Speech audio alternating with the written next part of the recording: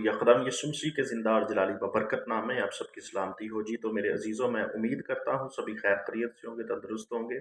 अच्छा, ये जो वीडियो क्लिप अभी मैं चलाने वाला हूँ, मैं इस वीडियो को देखकर, इस सारी इन्फॉर्मेशन को देखकर एक दफ़ा हैरान हुआ, और मैं जानता हूँ जब आप भी इस वीडियो को देखेंगे, इस क्लिप को देखेंगे, तो आप भी एक दफ़ा ज़रूर चौकन्ने होंगे कि आज किस तरह हर चीज़ जो है वो किस तरह मुखालिफ मसीह के साथ उसका ताल्लुक है, किस तरह हर चीज़ जो है वो आपस में कड़ी से कड़ी उसकी जुड़ रही है, आपस में सारी चीज़ें जो हैं वो लिंक करती जा रही हैं। मेरे अजीज़ों, पहले आप ये वीडियो क्लिप देखें और फिर इस पर मज़ीद और बात करते हैं।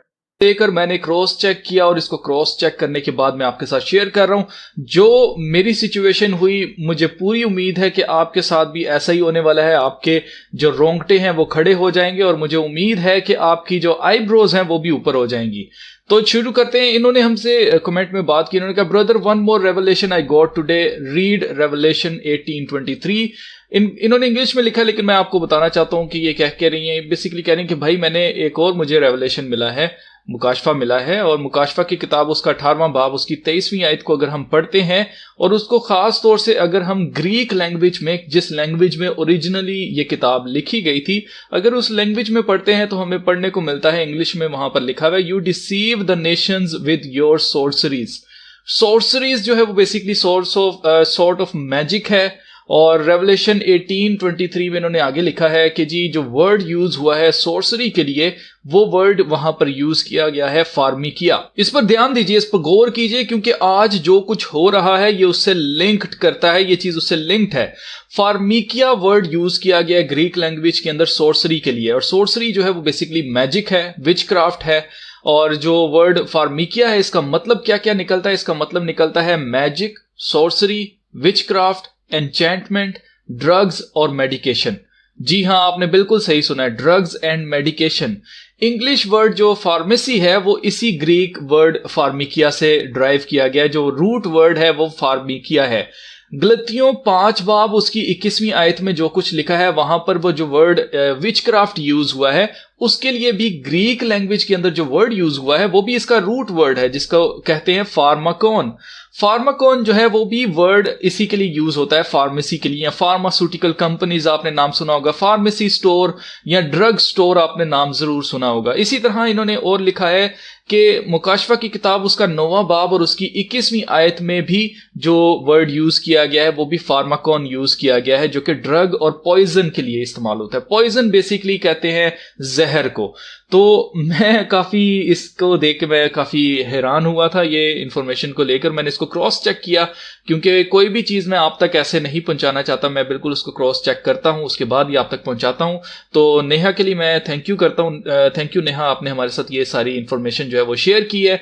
और मैं आपको बताना चाहता हूं, अब आपके सामने बहुत सारे सवाल आपके दिल में आ गए होंगे कि अब इसका क्या मतलब है, अब हम डॉक्टर के पास ना जाएं, इसका क्या मतलब है, अब हम मेडिकेशन ना लें, इसका क्या मतलब हम मेडिसिन ना लें। तो ऐसा हरगिज नहीं है। मैं आपको बताना चाहता हूं कि जिस वक्त खुदा का कलाम लिखा गया उस वक्त तक फार्मा या फार्मास्यूटिकल कंपनीज या इस नाम की कोई कंपनीज थी ही नहीं।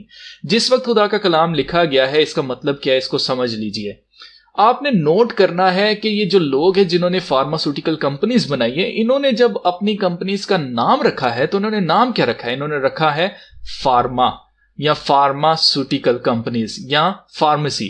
तो ये जो वर्ड इन्होंने लिया है, अब आप खुद नोट कीजिए कि इन्होंने उस वर्ड को लिया जिसका मतलब ही मैजिक बनता है, जिसका मतलब ही जादू बनता है, जिसका मतलब ही स्पेल बनता है, यानी कि किसी के ऊपर जादू टोना करना।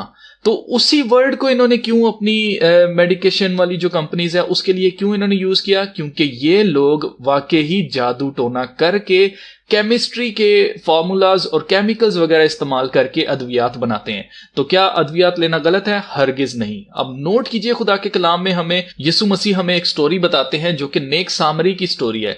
तो नेक सामरी की स्टोरी में आप नोट कीजिए कि वहां पर एक शख्स जो है उसको डाकू लूट कर मार के चले जाते हैं। वो अदमुआ पड़ा होता है और वहां पर नेक सामरी आते हैं। वो पूरी स्टोरी मैं आपको नहीं बताऊंगा, आप जानते हैं इसको अच्छी तरह से।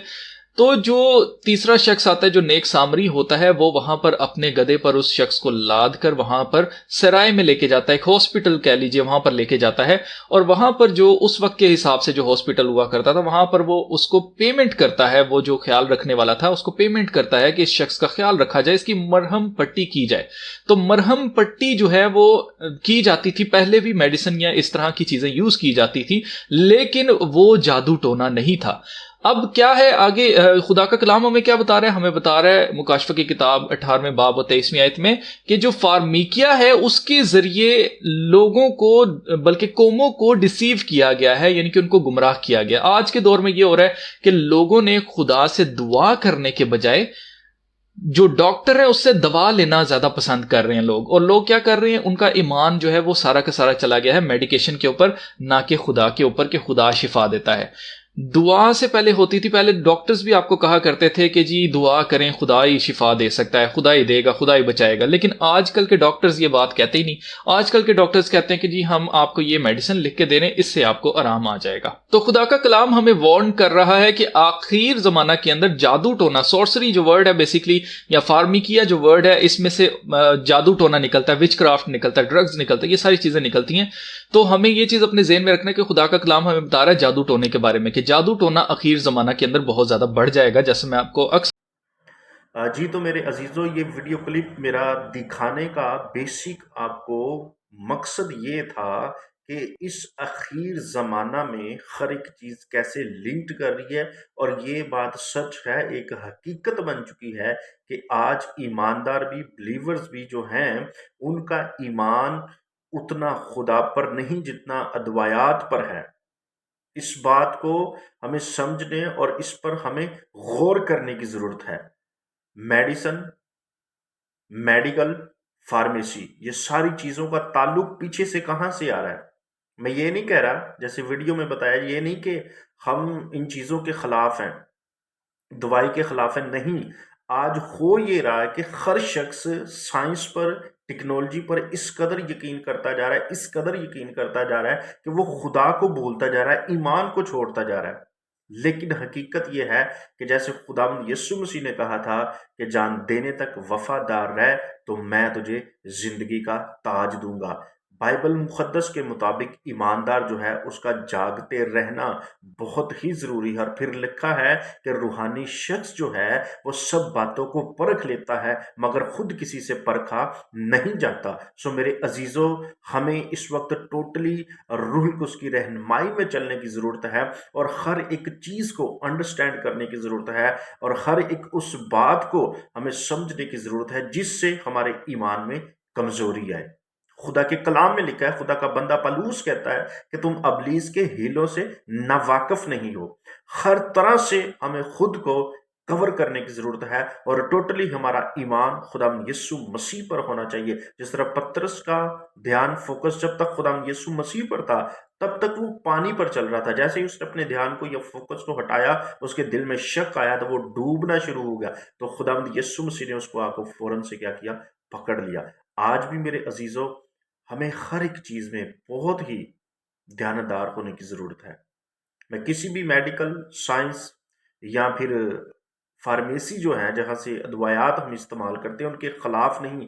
बेसिक इस चीज के पीछे एक मिशन, एक पैशन क्या है कि खुदा पर जो इंसान का तवक्कल है, खुदा पर जो इंसान का भरोसा है, उस स्किल्स को माइंड के अंदर से खत्म किया जाए। सो आप सबको खुदा बहुत ज्यादा बरकत दे, और इस वीडियो को जरूर आप वॉच करें, शेयर करें लोगों के साथ, ताकि लोग खुदा के कलाम के साथ वाकिफ हो, खास करके इन आखिरी दिनों में। खुदा आप सबको बहुत ज्यादा बरकत दे।